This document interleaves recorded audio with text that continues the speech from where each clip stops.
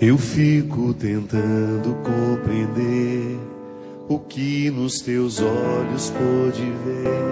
Aquela mulher na multidão que já condenada acreditou que ainda havia o que fazer, que ainda restar algum valor. E ao se render em teu olhar, por certo haveria de vencer. E assim fizeste a vida retornar aos olhos dela, e quem antes condenava se percebe pecador. Teu amor desconcertante, força que conserta o mundo. Eu confesso não saber compreender. Sou humano demais para compreender.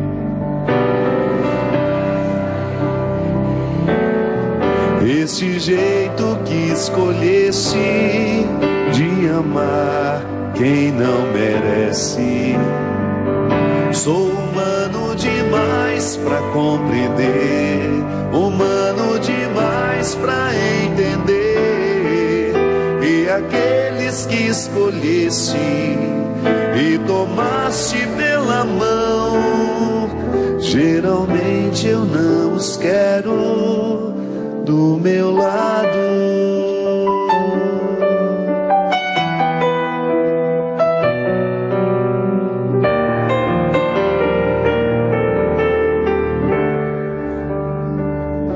Eu fico surpreso ao ver-te assim, trocando os santos por Zaqueu e tantos doutores por Simão, alguns sacerdotes por Mateus, e mesmo a cruz em meio à dor. Um gesto revela quem tu és, te tornas amigo do ladrão, só pra lhe roubar o coração. E assim foste o contrário, o avesso do avesso. E por mais que eu me esforce, não sei bem se te conheço. Tu enxergas o profundo, eu insisto em ver a margem. Quando vês o coração, eu vejo a imagem. Sou humano demais para compreender, humano demais para entender. Esse jeito que escolheste de amar quem não merece.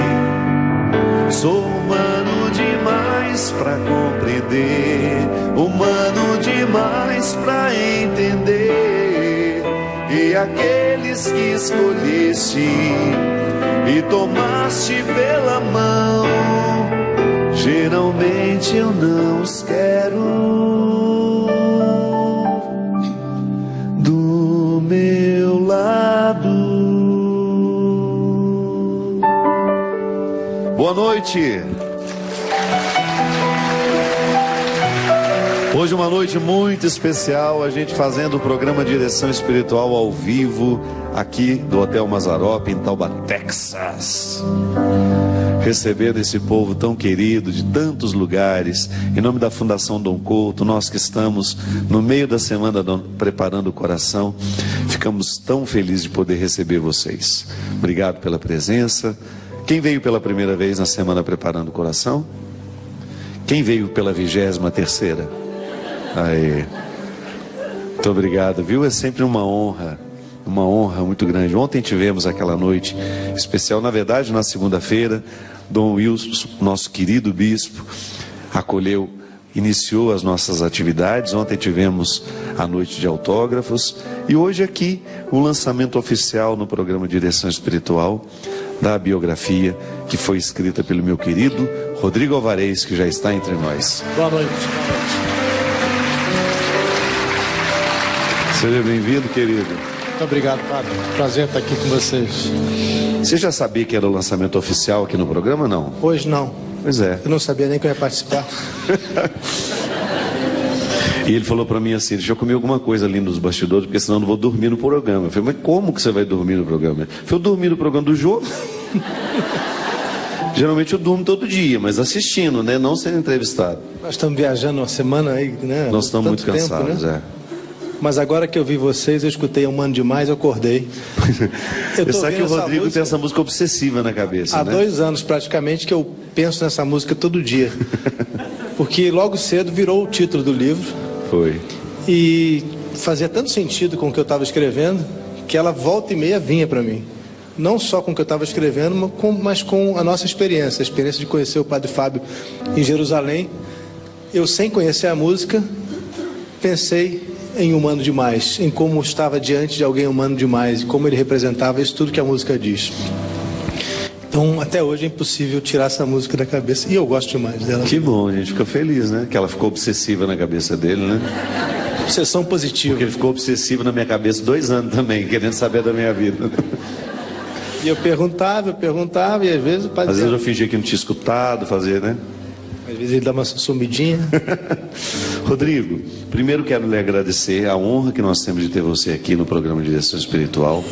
Nem nos meus melhores sonhos eu imaginava um dia ter essa criatura que eu admiro tanto, como Primeiro eu admirava como profissional, pelo grande repórter que você é, grande correspondente da Rede Globo, já em diversos lugares. São quantos lugares que você já passou como correspondente? Eu estive em Nova York. Você começou na Globo no Rio.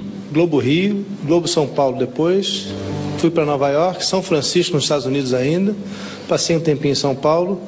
Agora quase 4 anos em Jerusalém. No tempo que a gente se conheceu. E no meio do processo de escrever o livro, eu soube, né, fui convidado a me transferir para a Alemanha, para onde me mudei há pouco. Quais foram os maiores desafios de ser um correspondente no Oriente Médio? Bom, tem desafio humano, tem desafio profissional, tem várias formas de desafio, né? O maior desafio é estar dentro de uma guerra.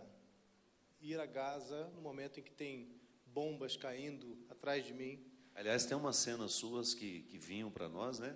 Lembra no Jornal Nacional, os principais jornais, né? Até mesmo no Fantástico, que a gente ficava assustado com a sua proximidade física mesmo, né? Com os tanques. Sim. O tempo todo o tanque atirando do meu lado, quer dizer, eu indo para onde o tanque estava atirando, não que ele viesse para mim, né? A gente procura, a jornalista procura problema, né? Você dormia, Ana, tranquila, sabendo disso? Não. Foram 50 dias de pesadelo, entrando em túnel do Hamas, todo tipo de problema eu vi na minha frente, né? Pessoas fugindo da guerra, pessoas morrendo, bombas caindo em casas de pessoas que não tinham nada a ver com a guerra. Então, o maior desafio foi esse, certamente. O maior desafio foi ver o ser humano fazendo tão mal ao outro ser humano, o ser humano fazendo mal ao seu vizinho, por uma questão de terra, que tem a ver também com uma questão de religião. É muito triste, né? Ver onde pode chegar o desafeto, né? Onde pode chegar uma briga de vizinhos. É interessante porque nesse desempenho da sua profissão, às vezes você precisa ter uma certa frieza também, né? Porque senão você não consegue nem dar a notícia. E depois que eu tive a oportunidade de conhecer você e até mesmo de conviver, de estar na sua casa, tudo que você não tem é frieza, porque você é um cara emotivo, você não tem, você não desenvolveu a habilidade de ficar indiferente àquilo que você está vendo. Eu acredito que essa oportunidade de estar em Jerusalém, o centro do conflito hoje, de conflitos religiosos, porque é um território disputado tanto por cristãos, os cristãos entre cristãos, né? Muçulmanos e judeus. Como é que você conseguiu administrar a sua sensibilidade pessoal e, ao mesmo tempo, ter que estar e noticiar tanta crueldade? A verdade é que quando a gente está trabalhando, existe algo, né, alguma química dentro de mim, algo que me faz enfrentar o desafio com força para chegar ao final.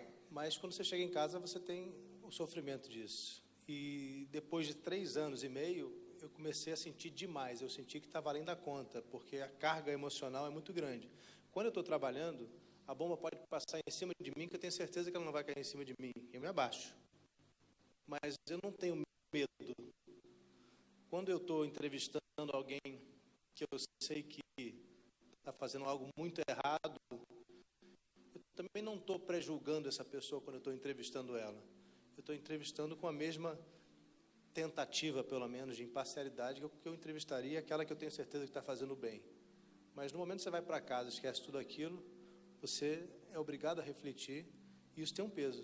Isso cumulativos, né? Impacta a sua vida, com certeza.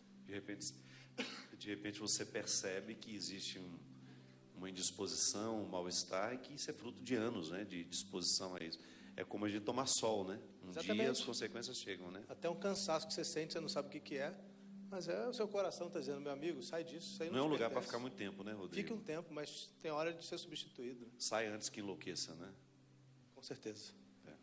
Eu me lembro que quando nós tivemos a oportunidade de nos conhecer durante um congresso, que vocês já até assistiram às transmissões, né, que é o Congresso de Pentecostes.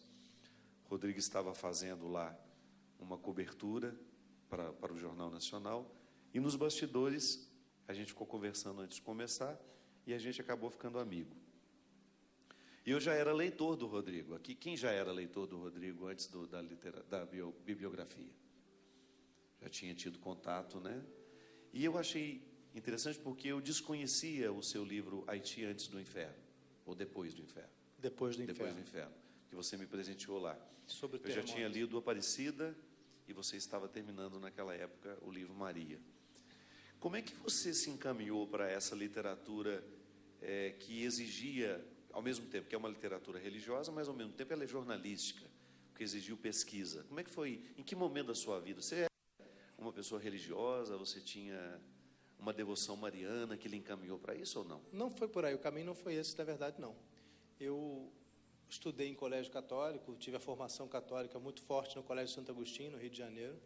Estudei na PUC do Rio, Universidade Católica, mas me afastei muito da religião por muito tempo. E morando em São Paulo, já maduro, né, já com um filho, comecei a visitar o Santuário de Aparecida e comecei a perceber o tamanho, a importância que tinha a fé para o povo brasileiro, para os brasileiros, né? Me dar conta de como aquilo era importante. E quis entender. Eu sou movido sempre por uma vontade, uma necessidade de entender a origem das coisas, né? Escrever a sua biografia. O antes, né? Escrever o antes daquilo que as pessoas veem. Escrever a biografia do Padre Fábio é entender como foi possível o Padre Fábio chegar a ser o que ele é. E também eu queria saber como foi Aparecida. Por que uma imagem quebrada, tão feia, né, que normalmente seria jogada no rio porque seria motivo de má sorte, naquela época se pensava assim, porque ela não foi jogada no rio e se tornou um símbolo tão importante para o Brasil? É uma história que tem a ver com a história do Brasil, que vem antes do futebol, vem antes do samba, do carnaval, é brasileira, Aparecida, antes de nós sermos chamados de brasileiros. Depois de Aparecida veio Maria. Eu costumo dizer que de uma costela de um livro nasceu outro. Eu tive que entender tive que entender Nossa Senhora, Maria, para entender Aparecida. Afinal, todas as Nossas Senhoras são Maria. E daquela compreensão me veio também uma série de outras curiosidades. Como Maria tinha se tornado tão importante se no começo os evangelhos não deram atenção a ela? Se ela foi citada tão poucas vezes? Apenas 6 falas e um gesto aparecem nos evangelhos. Eu quis entender como ela chegou a ser o que é hoje. Foi conquistando a importância que tem hoje, principalmente no Brasil. Então foram sempre processos de buscar entender aquilo que nós estamos vivendo hoje. A sua biografia, agora eu posso lhe explicar pessoalmente, apesar de que a gente já tenha conversado sobre isso, para mim era uma forma de entender como era possível a gente ter hoje no Brasil um religioso tão honesto, tão sincero e tão culto, dizendo verdades que nem sempre são fáceis de se dizer, desafiando aquela norma fácil de dizer aquilo que as pessoas querem ouvir, dizendo o que as pessoas talvez não quisessem ouvir. Muita gente imagina que eu poderia me interessar pelo Padre Fábio porque ele é popular, porque ele faz Snapchat, mas ele nem fazia Snapchat naquela época. Foi bem no processo da biografia, não tinha Ansiovaldo. Aliás, quando ele falou que queria falar do Snapchat, eu falei, meu Deus do céu, que desastre isso está virando na minha vida. Então, eu queria saber exatamente como tinha sido possível se formar no Brasil, em Formiga, numa família pobre, uma pessoa dessa qualidade. Uma pessoa que todos nós aqui admiramos, que eu passei a admirar no momento em que conversei com ele pela primeira vez em Jerusalém. O resultado não foi fácil, porque a pesquisa foi muito difícil, porque, primeiro, muitas pessoas morreram. A história do Padre Fábio não começa com ele, né? A gente tem que entender o que veio antes dele. Quem era o avô dele? Ele mesmo não conhecia. Quem eram os bisavós do padre? A origem da família da mãe, a origem da família do pai. Foi uma pesquisa muito longa. Quem era o Fabinho pequenininho? Como ele era? Incrível perceber que ele já tinha afinidade com as questões religiosas desde cedo, já brincava de ser padre. Por outro lado, foi chamado a conhecer outros lados da vida, carnaval. Foi um menino como todos são. Então, uma história dessa precisa ser contada em muitos detalhes. No começo eu pensei que fosse fazer um livro de 300 páginas, que é um tamanho normal. Bom tamanho, né? Não queria cansar os meus leitores, mas eu percebi que não iam se cansar se lessem 500 páginas, porque a história é muito intensa. Não é uma história de alguém que sentou aqui a vida inteira e ficou esperando a vida passar. O Padre Fábio percorreu o Brasil inteiro, pregando, aprendendo, estudando, entendendo o Brasil, entendendo as pessoas. Então, isso acabou se traduzindo inicialmente em quase 500 páginas realmente. Foi preciso aumentar o tamanho da página um pouquinho para caber, e ficou aqui com 460 e algumas páginas, contando a história dele inteira, a sua história inteira. Para mim foi uma experiência interessante, porque ser visto pelo outro. Uma coisa é aquilo que eu sei de mim. Outra coisa é eu me observar a partir, por exemplo, do olhar da minha irmã, de como ela me descreve, de como ela me via pequeno, né? A gente acaba tendo, para mim foi uma surpresa identificar como que alguns aspectos que eu desconsiderava foram tão fundamentais. Interessante, eu até estava dizendo para o Rodrigo essa semana que, por exemplo, a minha experiência com a literatura, porque eu gosto de livros desde menino, e tem uma raiz nisso aí. Uma bibliotecária que eu tive o prazer, né, de reencontrar depois de mais de 40 anos, não, 40 não, mais de 30, eu tenho 45, mais de 30 anos depois, eu reencontrei Dona Conceição, que era bibliotecária lá do grupo escolar onde eu estudei. E eu me lembro direitinho da frase dela, abrindo a biblioteca para nós, a nossa turma, a Dona Rosário conosco, ela dizendo que aquele lugar era muito importante, repleto de pessoas interessantes e de lugares fascinantes que só poderiam ser acessadas, se por acaso nós tivéssemos a paciência de abrir aqueles livros e lê-los. Uma maneira muito simples, mas ao mesmo tempo muito curiosa de apresentar um livro a alguém, né? E como eu era um menino com um cotidiano absolutamente simples, não tinha nada de extraordinário na minha vida, eu comecei a ver no livro um lugar para eu buscar o extraordinário, aquilo que não era o igual, as casas que não eram iguais às minhas, as pessoas que não eram iguais àquelas pessoas que ficavam comigo. Mas com a biografia, eu acabei resgatando a Edna, que eu não tinha mais a compreensão, olha, eu nunca tive a compreensão de que ela foi absolutamente essencial na minha coragem de escrever. Eu tive muitos trabalhos, eu trabalhei muito. Não é que meu pai me explorava, não, é que era natural criança trabalhar naquela época. Hoje seria todo mundo preso, mas naquela época não. Um dos muitos trabalhos que eu tive, eu trabalhava num barzinho, num lugar lá em Formiga chamado Praça de Esportes. Eu fritava pastel, eu atendia o balcão, vendia cerveja, guaraná, essas coisas. E a Edna era responsável por tomar conta da piscina. Aquele instrutor que fica ali, né, colocando disciplina em todo mundo. A Edna era uma mulher, naquela época, jovem, muito jovem, que gostava de escrever. E às vezes ela ia tomar um cafezinho lá no bar, e a gente ficava conversando, ela sempre me via com um livro na mão. Quando não tinha ninguém no barzinho, eu estava com meu livro lendo. Ela começou a me contar que ela escrevia também. E ao me contar que ela escrevia, eu comecei a ter coragem de contar para ela que eu também escrevia poemas. E foi a primeira pessoa na minha vida que me incentivou a escrever. Foi muito interessante isso. Eu era ali um menino de uns 8, 9 anos, 10, era talvez no máximo 10 anos. E ela foi responsável por criar dentro de mim essa coragem de colocar no papel, de mostrar a alguém. Ela foi a primeira pessoa que viu um poema meu. Você lembra do poema dela até hoje? Até né? hoje. Até hoje eu lembro de cor de um poema dela que entrou no livro dela. Na verdade, um livro de coletâneas, tinha um poema dela, ela ficou toda feliz. E ver aquele poema dela publicado me fez pensar, quem sabe eu posso também um dia ter um poema publicado num livro como esse. Agora, gente, a Edna estava sepultada na minha memória. Sabe quando você lembra da pessoa, lembra do episódio? Eu me recordo até hoje de cor do poema da Edna, mas não me lembrava mais de como ela foi determinante na minha vida para que eu tivesse o gosto.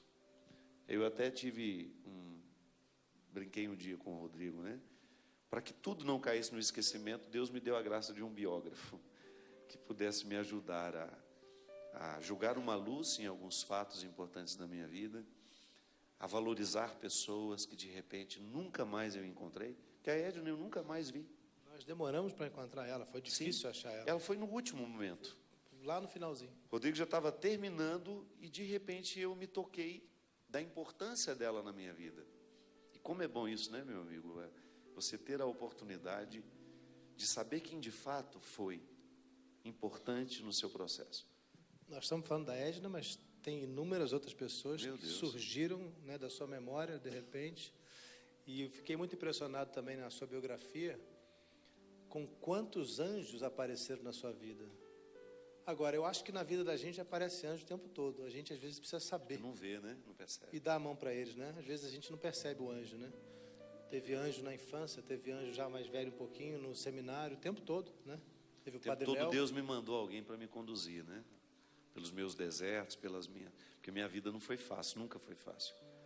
Eu nunca quis ser vítima, não gosto da condição de vítima. E, aliás, é uma coisa que eu não gosto mesmo, toda vez que eu percebo que eu tive algum movimento na direção do vitimismo, eu não quis.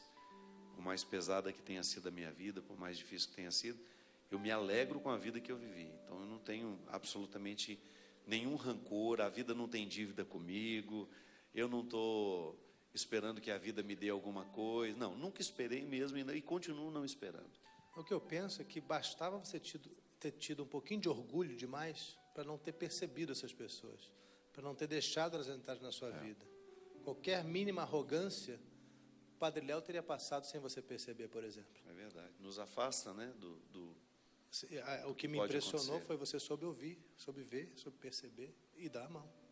E deixar que levassem a sua mão na hora certa. É verdade.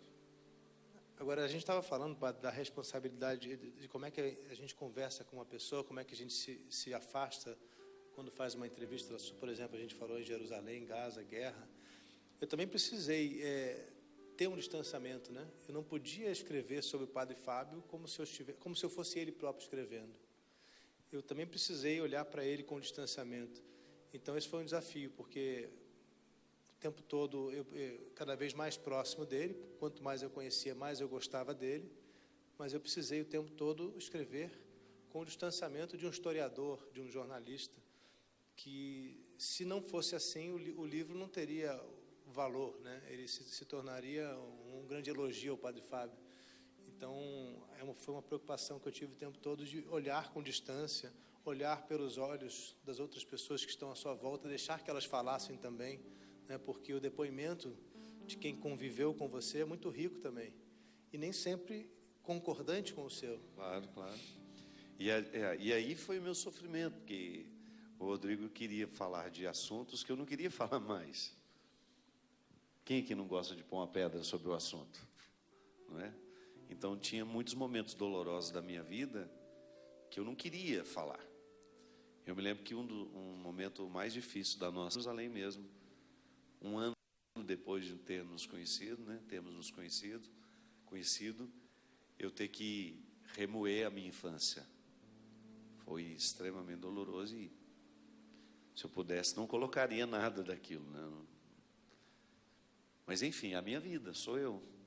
Eu acho que hoje a gente é capaz de fazer uma leitura sua diferente, né? Acho que você mesmo falou isso outro dia. Foi, né? O escritório, né? O pessoal do escritório, que a gente já brigou tanto na vida, tem 15 anos que nós estamos juntos, né? A Léo falou para mim assim, ela me abraçou chorando e falou, meu Deus, se eu já tivesse lido esse livro antes, como teria sido mais fácil lidar com você? Pois é, a gente não tem manual de instrução, né? A biografia é um manual de instrução. Mas você sabe que o maior presente para mim também é ter. Hoje, por exemplo, eu estou entre amigos aqui, eu tenho consciência disso. São pessoas que têm um profundo respeito por mim, que me acompanham, viajam comigo. Algumas aqui estão me vendo pela primeira vez, pessoalmente, mas eu sei que eu estou rodeado de pessoas que me amam. Eu tenho aqui a Cidinha Zarzur, que é meu braço, minhas pernas, meu estômago, minha cabeça. Eu não poderia viver, eu não poderia ser quem eu sou se essa mulher não estivesse comigo. E a oportunidade que você me deu, meu irmão, já posso lhe chamar assim, meu irmão, meu amigo, de ter a minha história registrada, de ter me ajudado a entender quem eu sou, a partir das tantas entrevistas que você fez, de pessoas que eu jamais reencontraria, porque minha vida nem me permite mais, eu não tenho mais como voltar a essas origens, e você voltou por mim, e eu estou muito feliz, muito agradecido mesmo. Vamos para um rápido intervalo e a gente volta já já. Estamos de volta com o programa Direção Espiritual.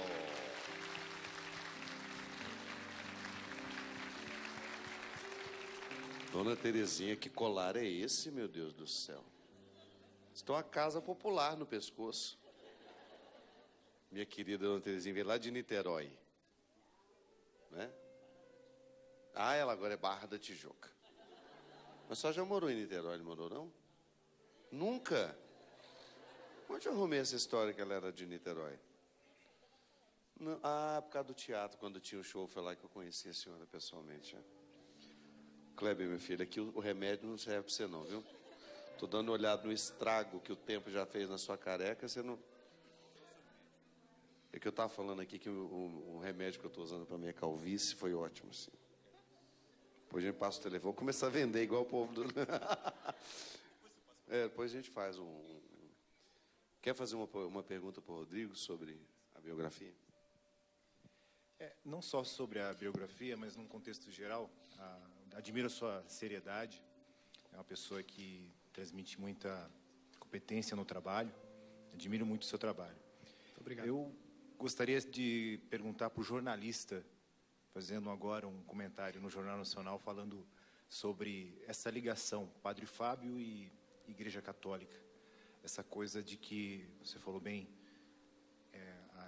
a situação impressionante que ele consegue passar, ele consegue falar o que a gente precisa, não o que a gente quer. Para muitos incomodam, para as outras pessoas, esse incômodo chega até ser confortável, né? Mas essa ligação, né? Igreja Católica e Padre Fábio, o seu comentário sobre isso? Olha, eu preciso entender um pouco melhor a sua pergunta. Qual é a pergunta exatamente? A pergunta sobre a questão, eu entendo essa situação do Padre Fábio, essa forma que ele se expressa. Por que a religião em si, a Igreja Católica, não tem essa mesma comunicação que, por exemplo, eu vejo muito as pessoas colocando, Deus não deixa cair uma folha sem sua vontade. Ele prega o contrário, né? Ele prega o contrário e eu concordo muito com isso. Ele chora com as decisões que nós temos, né? Jesus chora com as nossas decisões que são erradas e o livre-arbítrio, né? O que a igreja poderia ser no sentido de tornar mais fácil a comunicação da igreja para com a gente, nós católicos? Olha, eu não me sinto competente para responder a sua pergunta, para falar a verdade, porque o que eu vejo hoje é um Papa determinado a trazer a igreja de volta para o povo. Eu vejo um movimento que faz do Padre Fábio a vanguarda da igreja, na verdade, porque, ao meu entender, né, somente meu, ele está exatamente de acordo com aquilo que o Papa Francisco espera, né, que a gente tem visto ele pregar. E falando especificamente sobre o Padre Fábio, o que eu percebo, o que eu entendi, e eu acho que hoje eu posso falar com alguma compreensão privilegiada por tudo que eu estudei sobre ele, por tudo que eu li, por tudo que eu convivi, eu entendo que ele não é o único, obviamente, mas ele ajuda a trazer a religião para a nossa modernidade. Ele traz a religião nascida 2000 anos atrás para o século XXI. Então, foi por isso que eu me interessei por ele. Certamente não teria me interessado por alguns outros padres que querem voltar ao século I, né? Que querem voltar a um tempo cheio de dogmas, em que os dogmas se multiplicavam. Os dogmas não estão muito cheios, não estão muito pesados hoje ainda, mesmo nos dias de hoje? Olha, eu vivo fora do Brasil há 12 anos. Eu não tenho como avaliar exatamente caso a caso aqui dentro do Brasil. Mas, de maneira geral, o que eu posso dizer é que eu vi no Padre Fábio um padre incomum, um padre fora do normal, um padre que me interessava entender melhor. Na verdade, só para fazer um complemento, os dogmas, eles não são um obstáculo à nossa comunicação. Eu posso falar dos dogmas, eu preciso falar sobre eles, mas no exercício do meu ofício, eu percebo que quando eu consigo transformar a reflexão sobre o dogma uma reflexão sobre nós, aí as pessoas prestam atenção. Vou falar hoje ainda falamos sobre isso com o Rodrigo. O dogma da Assunção de Nossa Senhora. Um dogma belíssimo do ponto de vista, a construção teórica dele é lindíssima, teológica. Mas quando a gente escuta, o que significa ser assunta ao céu? Qual que é o verdadeiro significado dessa afirmação da igreja? Tudo bem, você tem toda a dimensão teológica que é costurada pelo mistério, mas eu quero uma dimensão desse dogma que me ajude a fazer a pregação do domingo, quando eu tiver que falar sobre ele para as pessoas. Então eu vou dizer, como diz o Rodrigo, né? Com todos os recursos que eu tenho, humanos, com a formação que eu tive, eu prefiro me ater à dimensão que eu particularmente considero riquíssima do dogma, que é a oportunidade que eu tenho como cristão de subir aos céus diariamente através das minhas escolhas, de buscar as coisas do alto. Aí você faz uma pregação que vai fazer sentido ao nosso coração. O que adianta eu dizer que Maria subiu de corpo e alma aos céus? Tá bom, e agora? O que significa para mim? Ou o que eu posso fazer com essa reflexão para que aqueles que estão me ouvindo lá no domingo, em que nós temos que fazer, né, Padre Luiz? Está aqui comigo? Padre Luiz Carlos está aqui. O que eu posso fazer para que essa reflexão nos ajude a viver o nosso cristianismo? Olha que beleza, Nossa Senhora é a primeira cristã, não é? É a primeira cristã. Ela traz ao mundo o Cristo e ela é naturalmente beneficiada com a redenção do menino. O menino a redime também. Ele é o redentor dela. Quando eu penso que Nossa Senhora também viveu o seu processo de escolher diariamente aquilo que a elevava, aquilo que fazia o que São Paulo está dizendo nas cartas, de buscar cada vez mais aquilo que nos eleva, eu estou inteiramente dentro do dogma da Assunção. Eu também preciso viver as graças da Assunta ao céu, daquela que é levada de corpo e alma aos céus. Enquanto eu não vivo o mistério de outra forma, eu vivo assim, compreendendo os benefícios dessa reflexão na educação do meu caráter, não é assim? Eu preciso escolher as coisas do alto. Então é assim. O Kleber, muitas vezes nós precisamos traduzir os dogmas para que as pessoas entendam o seu significado. A dimensão prática dessas reflexões na nossa vida. A senhora quer fazer uma pergunta para ele também? Sobre a biografia? Não, mas agora é para ele. Sobre a biografia. E eu quero agradecer uma coisa para você, Rodrigo. Desde que eu conheci esse moço, ele sabe a devoção que Maria tem na minha terra, Belém do Pará, Maria de Nazaré. E ele vai muito lá, entendeu? E ele é assim, de uma forma muito querida. Eu não quero saber de que forma, se por causa da performance dele, por causa da aparência dele. Eu sei que o meu caso não é esse.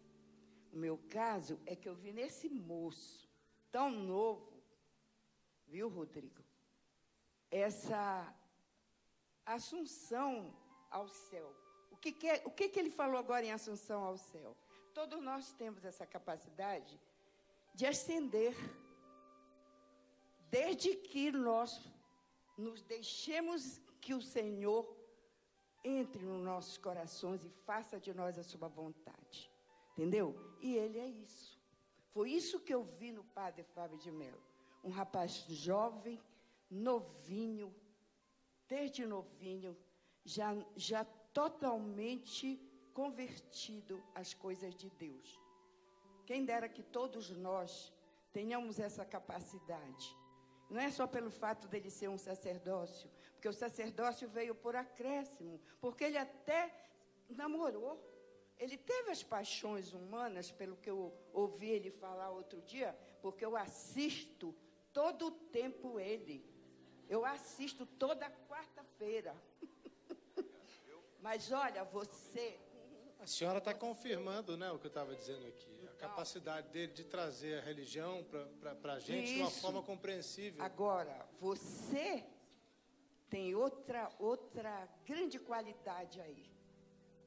Nesse ponto, você, inclusive, se nivelou a ele.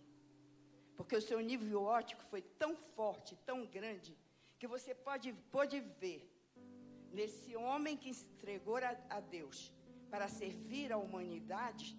Você viu essa capacidade. Eu tenho certeza que você, como jornalista que você é, e agora eu vou passar a ser também, eu sou tiete dele, mas eu vou passar a ser sua também no seu dia. Muito obrigado, fico muito feliz. A senhora sabe, a gente tratando de guerra, fazendo jornalismo, né? Tanta notícia ruim. Eu senti necessidade também de trazer notícia boa. A magistratura do seu jornalismo agora vai lhe trazer muita qualidade, porque você pode reconhecer um homem de Deus a serviço da humanidade. Querido padre Luiz Cláudio, quer fazer uma pergunta sobre a biografia para o Rodrigo? Boa noite, Rodrigo. Boa noite, padre. Acho que o Fábio traz algo extraordinário. Em mim, uma vez eu estava vivendo uma crise e ele me disse assim: meu irmão, no retiro do clero, se você não curar essas coisas que estão dentro de você, você não vai conseguir resolver o seu problema. Então, a minha pergunta para você, porque essa fala dele foi informal, num corredor, tomando um café, e me fez refletir muita coisa. Você escreveu sobre Aparecida, você escreveu sobre Nossa Senhora. Como é que... Você estudou no Santo Agostinho, eu sou do Rio de Janeiro, conheço bem aquela esfera. Como é que a sua vida, a sua relação com Deus, ou com você mesmo, se modificou a partir desse humano demais que te fez pensar em querer conhecer a história? Em que mudou em você? Porque em mim muda muita coisa a partir de algo muito simples. E acho que em todo mundo que está aqui. O que para você foi essa oportunidade, ao escrever, de olhar para você mesmo e poder descobrir algo extraordinário? Eu preciso lembrar sempre que eu tenho como eu comentei aqui, o meu olhar sempre foi o olhar do historiador. Agora, é impossível estar com o padre Fábio de Mello e não ser tocado pelas palavras dele. Eu tive o privilégio de fazer caminhadas com ele pelos lugares santos. A gente teve conversas muito interessantes em Jerusalém. Conversamos sobre temas importantíssimos na Galileia. E tudo aquilo foi muito tocante para mim, né? E perceber a conexão daquela nossa conversa com os lugares por onde a gente estava frequentando. Nos últimos anos, como eu disse agora há pouco, depois de estudar nessas escolas católicas, eu me afastei muito do cristianismo, da religião católica. E cada vez, quanto mais eu estudo, eu me sinto mais cristão. Não necessariamente por uma aproximação com as questões divinas, mas eu percebo a minha identificação com os valores nos quais eu fui criado e os quais nós todos aqui comungamos, aqueles valores de que o Padre Fábio fala com tanta importância e com tanta clareza. Então, mais do que tudo, eu tive, além de entender a história dele, eu tive um grande aprendizado com ele, sem dúvida alguma. E vou carregar isso para a minha vida inteira. Agora eu falo, uma das nossas conversas, a gente tratava justamente disso. Porque nós somos religiosos, nós temos uma prática religiosa, porque nós queremos um resultado com isso. Não é assim que funciona? É como se nós tivéssemos um caminho que nos faz chegar. Só que às vezes, por honestidade intelectual, eu encontro algumas pessoas que não são religiosas, que já alcançaram aquilo que eu quero alcançar. E foi essa honestidade que nos aproximou muito. Porque o Rodrigo pertence a uma casta de gente, a um tipo de gente que eu encontro o tempo todo pelo meu caminho. Eles não gostam de padres, eles têm traumas de infância, eles não têm uma identificação com a igreja, mas de repente eles começam a ficar encantados com alguns aspectos do Evangelho, porque são essenciais na vida deles. São pessoas, parece que Deus já foi apresentado a eles de uma forma muito diferente do que foi apresentado para nós. Porque eu não tenho essa pretensão, gente. Nós não podemos ter. Nós somos responsáveis por tornar o mundo cristão? Somos. Mas Deus esbarra nas nossas incompetências. Quantas vezes o Evangelho foi impossibilitado por causa das minhas atitudes? Quantas vezes você impediu a chegada do reino de Deus lá no seu lugar onde você trabalha? Não é honesto dizer isso? É algum problema a gente bater no peito e dizer assim: olha, eu já fui um obstáculo para que Deus acontecesse lá no meu local de trabalho. Por quê? Porque eu sou arrogante, eu sou prepotente, eu sou mentiroso e sou cristão. Vou à missa diariamente, comungo, faço a novena, faço isso, faço aquilo, mas sou um ser insuportável. Então eu encontro pelo caminho muita gente que tem dificuldade com a igreja, mas não tem dificuldade com Deus. Muita gente de retidão de caráter, de pessoas que fizeram um pacto com a bondade, com a justiça, que são valores que eu quero alcançar. Então, eu tenho muita, mas muita mesmo, muita humildade de reconhecer que eu não engoli a verdade suprema. E quando você se torna um adepto do cristianismo, e você se diz assim: eu sou um católico, é com você que eu quero falar, primeiramente.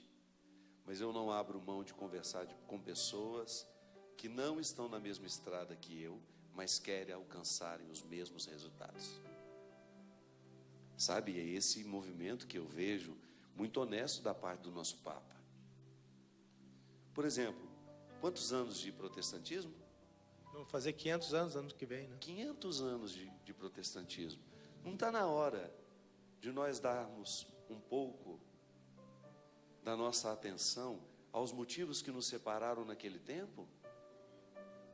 Será que eles continuam prevalecendo? Ou nós inventamos outros? Ou será que o fato da senhora ser presbiteriana, que não é verdade, estou apenas dando um exemplo, é um impedimento para a gente ter um relacionamento de amizade, de respeito? De jeito nenhum. Outro dia, uma senhora chorando que o filho estava namorando com uma menina evangélica. falei, mas ela é bandida?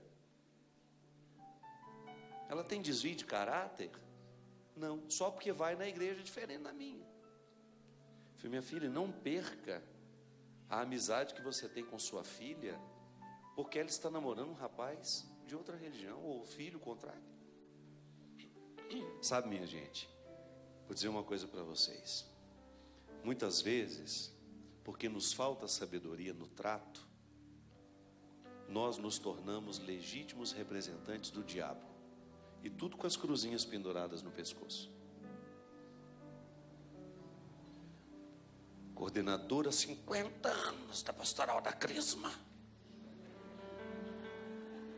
Mas legitima o capeta por onde vai.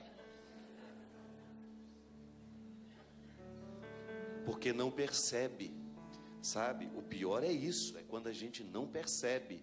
Quando a gente é mal e não percebe que está sendo. Quando a gente é cruel e não percebe que está sendo. Quando a nossa consciência perdeu a capacidade de nos mostrar que nem sempre nós estamos fazendo o que deveríamos fazer. Então eu acho que isso é interessante. O Rodrigo, quando quis escrever a biografia, a primeira coisa que ele falou para mim foi isso. Mas, Fábio, alguém já contou a sua história? Eu falei, não, por quê? Não acho que tenha nada de interessante para ser contado, não. Eu nasci de uma família tão... E depois que eu fui ver que a minha família é a coisa mais esquisita da face da terra. Por isso que eu fui ler, realmente, ela é interessante. Tem até uma história que meu avô trocou a mulher dele numa porca. Não é, Rodrigo? Tem um monte de história. É lindo isso. Não trocar a mulher numa porca, mas você saber que a origem de um padre tem tantas situações esquisitas quanto na sua casa. Trocou, meu. Acho que a mulher dele não estava valendo muita coisa, ele achou melhor dar uma renovada Chamava de breganha de mulher. Breganha de mulher, está aí logo nos primeiros capítulos. Você vai ler. Então, isso que é interessante. Nós temos a oportunidade de tornar a nossa vida uma instância de reflexão para nós mesmos, né, Rodrigo? Padre, e a tolerância, de novo, isso estava falando sobre relação com os protestantes. A tolerância é o que faz a guerra que a gente está vendo acontecer no Oriente Médio hoje, a intolerância, né? A falta de compreensão do outro, né? Eu penso muito sobre essa questão também do protestantismo, vai fazer 500 anos no ano que vem. Será que realmente as questões que separavam 500 anos atrás ainda separam? Não separam mais não, do ponto de vista teológico, às vezes já caiu por terra, mas nós ainda não percebemos que caíram. Que as urgências do mundo, minha gente, hoje é tão urgente a gente ser irmão do outro, num mundo tão marcado pela maldade, pela crueldade, pelo medo, é urgente ser irmão. Sabe, é o poema do Drummond de Andrade, não nos afastemos muito, vamos de mãos dadas. Olha, isso é um conselho de um poeta, que pode ser perfeitamente aplicado, pode ser colocado na boca de Jesus. Não nos afastemos muito, vamos de mãos dadas, vamos curar os nossos medos, as nossas solidões, assim, estando mais próximos uns dos outros. Ah, mas eu tenho uma religião diferente. É igual o poeminha que eu gosto muito, né? Tenho fome e eu tenho pão, mas nós somos estranhos, não seremos depois. Depois que a gente parte o pão, que a gente mata a fome juntos, nós nunca mais somos estranhos. Nunca mais somos. Então eu tenho uma convicção. Se hoje eu tenho a oportunidade de ter a minha vida contada, ela é para mim agora uma responsabilidade a mais. Porque muita coisa ali eu não sabia. Eu fui apresentado ao meu pai 20 anos depois da morte dele. Porque eu desconhecia a origem do meu pai. Meu pai era um homem calado, que viveu calado e morreu calado. O Rodrigo me apresentou a ele. Pesquisou junto com o Marcos, que está ali no fundo. Levante aí, Marquinhos, para a gente poder lhe conhecer, porque você é uma peça fundamental nas pesquisas do Rodrigo.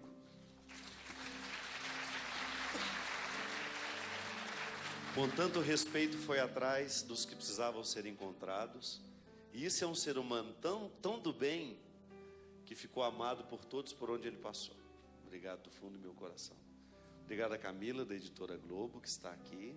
Obrigado a Leozinha, a Mônica, o Everson.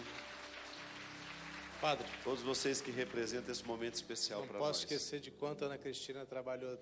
Ana, claro, nossa senhora. Ia terminar agora, no casal. O Rodrigo e a Ana é uma simbiose tão bonita de ver os dois vivendo. Já tive a oportunidade de vê-los vivendo. Estou tendo a graça de recebê-los lá em casa, de tê-los no meu convívio. Já há 10 dias que nós estamos juntos, para lá e para cá. Inclusive, Rodrigo, estaremos onde essa semana? Tem que lembrar. Onde nós vamos A ser gente sacrificados? Na Canção Nova, no Osana Brasil. Osana sábado Brasil, agora. no sábado agora, de 1 às 3:30 da tarde. Teremos uma sessão de autógrafos. E depois à noite também, lá no auditório. Acho que é de 7 às 8. Horários eu não sei. É isso mesmo. Lá no auditório. Como é que chama o auditório? No auditório de São Paulo. Na segunda-feira, Campina Grande, né? Seremos massacrados em Campina Grande, Com muito prazer. onde a história começa. Por incrível que pareça, a minha biografia, primeiro capítulo, Não é que comece, né? Mas o livro começou por lá, né? A história começa por Formiga, né? começa lá, Campina Grande. No dia 7 de dezembro eu estarei em Gramado, no show Natal Luz. No dia 10 em Fortaleza, no dia 17 em Lages, Santa Catarina. 22 de dezembro, Juazeiro do Norte, e 29, Praia Grande, São Paulo. A gente lança o livro dia 6 em Porto Alegre. Porto Alegre, nós vamos finalizar a sessão de autógrafos, né? Um dia antes de Gramado. Gente, queremos agradecer a vocês pela presença, pela oportunidade que nós tivemos. Queria dar o microfone a muitos para perguntar ao Rodrigo, mas infelizmente o nosso tempo já está acabando. Quem vem amanhã para o show? Não estaremos todos, mesmo povo, eu não sei nem o que eu vou falar aqui amanhã. Viu, Christian? O que eu passo? Christian, muito obrigado pela sua presença. Quero agradecer a Canção Nova, minha querida Dani, diretora, querida Bia, minha produtora, todos os meninos aqui, cinegrafistas, o pessoal que cuidou do som, que tornou possível, que nos deu de presente. Todo ano a Canção Nova dá de presente à Fundação Dom Couto essa transmissão que tanto nos alegra. O Senhor esteja convosco, por intercessão da bem-aventurada Virgem Maria, desça sobre nós, sobre as nossas famílias, a bênção e a proteção do céu. Ele que é Pai, Filho e Espírito Santo. Amém. Até a semana que vem, se Deus quiser. Sou humano para compreender